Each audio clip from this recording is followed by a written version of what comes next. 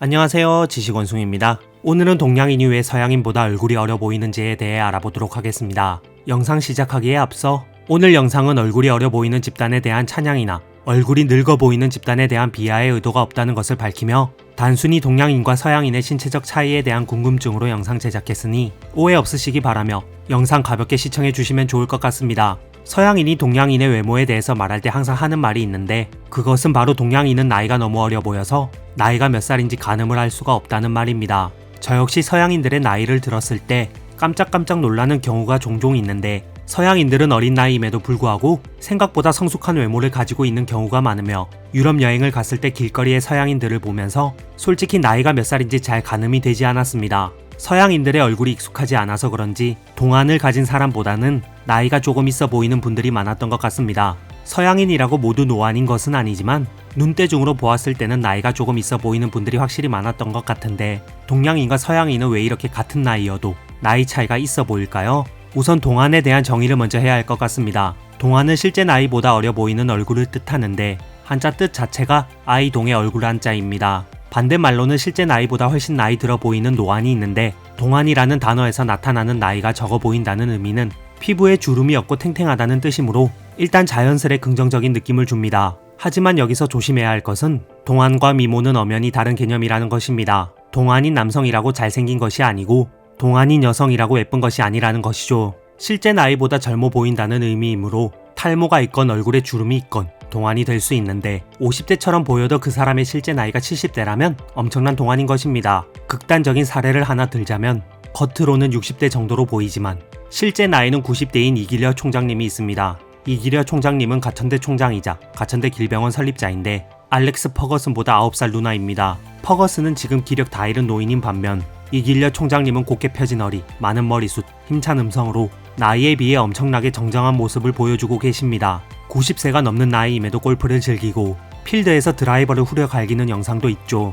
이분의 동안 비결에 대해서는 사람들의 말이 많은데 내공을 오갑자 모아서 발로 한동안 사람이다. 불로초를 먹었다. 가천대 지하실에 외계인을 붙잡아 실험 중이다. 진시황의 꿈을 이룬 여성이다. 가천대 의대의 정수, 역시 무자식이 상팔자다. 출산을 하지 않는 것이 노화에 큰 영향을 미치긴 한다 등등 이분에 대해서 다양한 이야기들이 떠돌고 있습니다. 사실 1990년대까지만 해도 국내에서 동안이라는 용어는 많이 쓰이지 않았는데 당시만 해도 동안이 주목받는 경우가 적었기 때문입니다. 그러다가 2000년대 들어서면서 동안이라는 단어가 갑작스레 국내에 널리 보급되면서 외모를 수식하는 단어로 정착해버렸습니다. 특히 2020년 들어 30대 아이돌들이 많아지면서 현재 이들에게 주로 많이 쓰이고 있죠. 게다가 평균 수명과 영양 상태, 안티에이징 기술이 향상되면서 오늘날의 30대는 옛날의 20대, 오늘날의 40대는 옛날의 30대, 오늘날의 50대는 옛날의 40대 같을 정도라고 합니다. 전 세계적으로 보면 한국이 가장 동안인 편인데 개발도상국, 중진국, 서양 사람들은 30대만 되면 나이가 꽤 있어 보이는 것과 다르게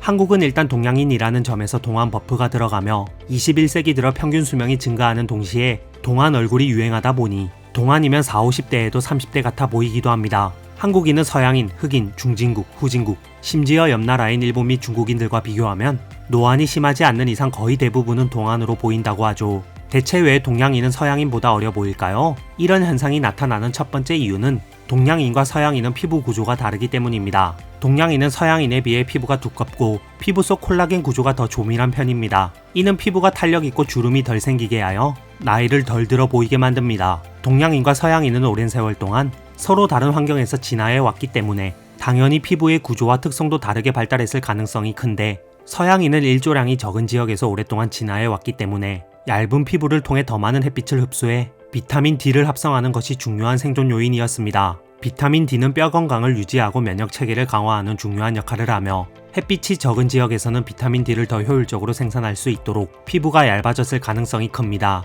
반대로 동양인들은 일조량이 충분한 지역, 자외선이 강한 지역에서 살았기 때문에 피부가 두꺼워도 비타민 D를 합성하는 데 큰 문제가 없었고 강한 자외선으로 인한 손상을 줄이기 위해 두꺼운 피부가 생겨나게 되었습니다. 두꺼운 피부와 높은 멜라닌 함량은 자외선으로부터 피부를 보호하는 데 중요한 역할을 하고 자외선은 피부에 손상을 주고 노화를 촉진하는데 두꺼운 피부는 자외선으로부터 피부를 더 잘 보호하는 데 유리합니다. 콜라겐은 피부의 탄력을 유지하고 주름을 방지하는 중요한 단백질인데 동양인은 상대적으로 콜라겐 분해 속도가 느리고 유지 속도가 빠른 편으로 알려져 있습니다. 이로 인해 피부가 두껍고 탄력 있어 보이게 됩니다. 또한 동양인의 피부는 서양인에 비해 피지 분비가 더 많은 경향이 있어 보습이 잘 유지되고 건조한 피부는 얇고 주름이 쉽게 생길 수 있는데 피지 분비가 많은 피부는 건조함이 덜하여 피부가 건강하게 유지될 수 있죠. 동양인이 서양인보다 어려 보이는 두 번째 이유는 동양 문화에서는 동안으로 보이는 것이 중요하기 때문입니다. 동양에서는 오래전부터 젊고 깨끗한 외모가 이상적인 미의 기준으로 자리 잡아왔는데 전통적으로 피부가 맑고 결점이 없는 것은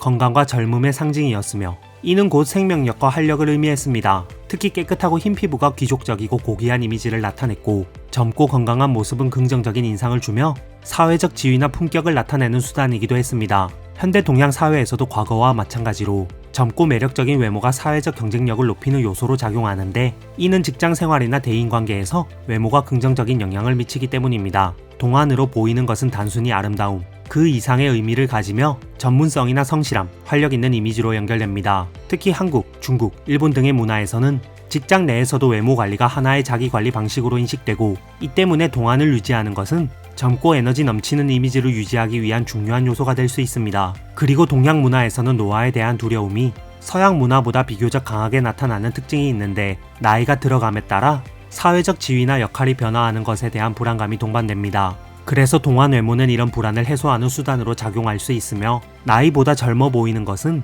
성공적이고 안정적인 삶을 유지하고 있다는 인식을 상대방에게 심어줄 수 있습니다. 그런데 한류가 유행하면서 동안을 가진 아이돌, 배우, 가수들이 아시아에서 맹활약 중인데 그들의 영향으로 동양 문화권에서 동안 외모에 대한 관심이 더욱 커져버렸고 연예인들이 동안 이미지를 유지하려는 모습은 일반 대중들에게 큰 영향을 미치며 젊은 외모를 추구하는 문화를 확산시키는 데 크게 기여했습니다. 동양인에게 있어 동안으로 보이는 것은 단순히 어려 보이는 것을 넘어 자아 표현의 한 방식으로 이는 개개인의 자존감과도 직결되며 스스로의 가치를 높이는 수단으로 작용합니다. 즉 동양인에게 있어 동안으로 보이는 것은 미적 기준뿐만 아니라 사회적 성공, 자기관리, 자존감 등 다양한 요인과 얽혀있는 복합적인 현상인 것입니다. 그래서 동양인들은 동안으로 보이기 위해 계속해서 노력하죠. 동양인이 서양인보다 어려 보이는 세 번째 이유는 동양인은 서양인보다 골격이 작고 얼굴에 지방이 많이 분포되어 있기 때문입니다. 동양인은 서양인보다 얼굴에 지방이 상대적으로 더 많이 분포되어 있는 경우가 많은데 특히 볼과 턱 라인에 지방이 많으면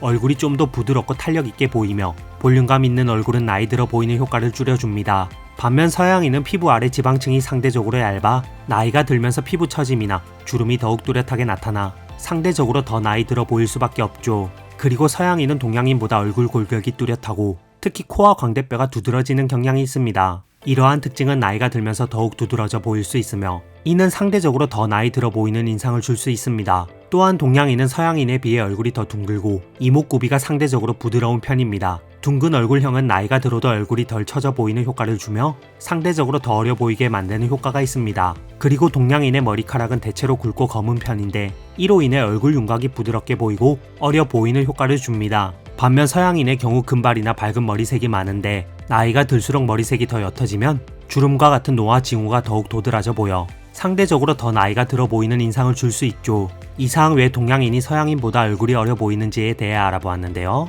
나이가 어려 보인다고 해서 무조건 좋을 것도 없고 나이가 많아 보인다고 해서 무조건 좋을 것도 없습니다. 동안이라는 말이 항상 칭찬으로만 쓰이는 것은 절대 아니며 듣는 사람이 항상 칭찬으로 인식하는 것도 절대 아닙니다. 제 주변의 동안인 친구들에게 물어봤을 때 어려 보인다라는 말을 들었을 때 기분이 그리 좋지만은 않다고 합니다. 막상 들었을 때 남성성이 떨어져 보인다, 나쁘진 않은데 그렇다고 남자로 보이지는 않는다 라는 의미로 들리기도 한답니다. 저는 솔직히 안 들어봐서 잘 모르겠네요. 보통 동안이다라는 표현을 칭찬으로 사용할 때가 많지만 때로는 오히려 상대방의 기분을 상하게 할 수도 있습니다. 특히 나이를 중요하지 않게 생각하는 것을 넘어 나이에 대한 언급을 피하려는 경향이 있는 국가에서는 무례한 표현으로 받아들일 가능성도 크죠. 그렇다고 해서 노안이라는 표현을 쓰라는 말은 아닙니다. 노안이라는 말이 칭찬으로 쓰이는 경우는 굉장히 드물고 물론 어린 사람이라면 성숙하다는 칭찬이 될 수 있으나 대다수는 싫어하죠. 그냥 상대 외모에 대한 언급은 안 하는 것이 매너일 듯 하네요. 이상 지식원숭이였습니다.